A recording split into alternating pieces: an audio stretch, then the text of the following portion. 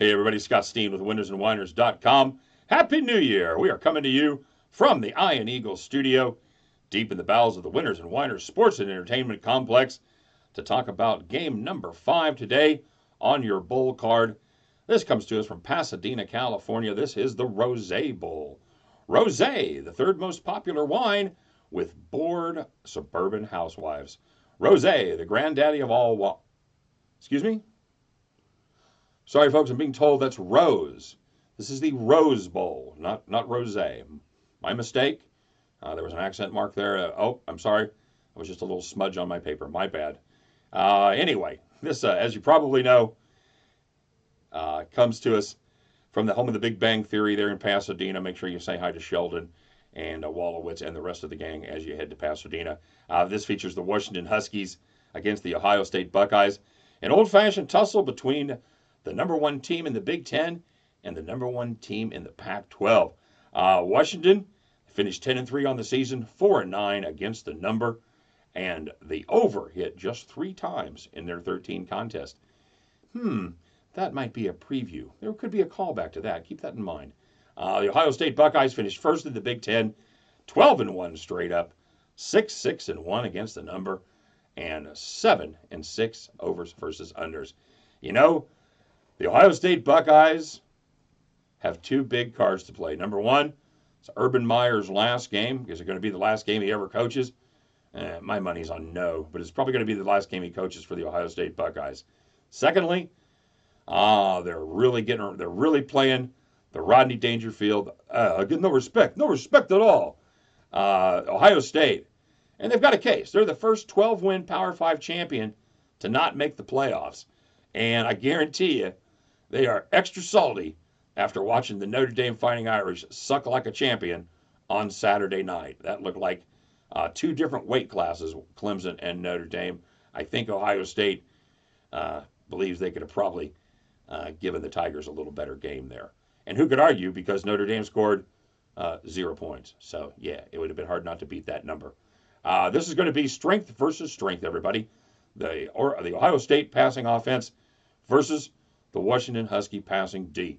The Husky defense, number 9 in the nation, giving up just 5.7 yards per pass attempt, while Ohio State, Dwayne Haskins, 7th in the nation, averaging 9.3 yards for every passing attempt they have. As they used to say back in my day, something has to give. And I don't know what it's going to be, but I will tell you how you're going to play this one. The Ohio State is one of the most popular bowl bets this year. They have currently, as of this taping, which is New Year's Eve, early evening, they have garnered 72% of the money. And the line has reacted accordingly. It's moved from 5 down to currently 6.5. You know what?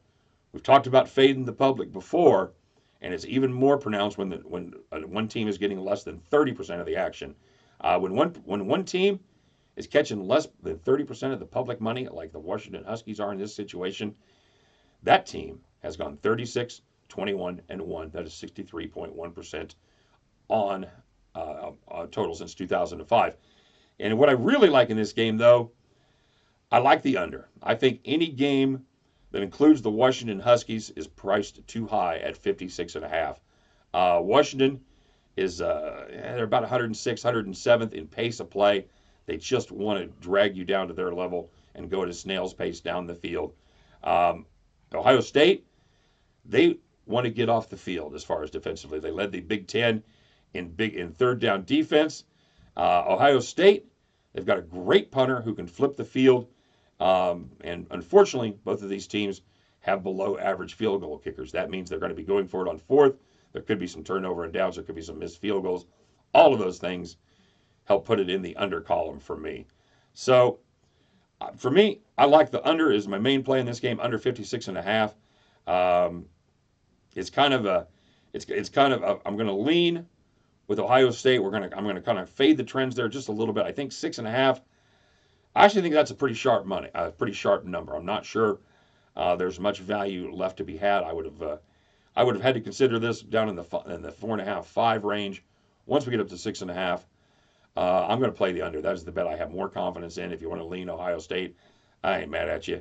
However, one more little thing to think about. If you're thinking about fading me in Ohio State, Urban Meyer, 42-15 when he's had 8 days to prepare. That's 73.7%, everybody. So, does Urban Meyer get it done again and go out a winner? My guess is he probably does, but I don't think he does it by scoring a whole bunch of points. Give me the Washington Ohio State under 56.5. Get down with me, and then at the end of this game, you'll be joining me as we head back to the window. Thanks for watching, everybody. Don't forget to like and subscribe. We'll see you on our next and last video.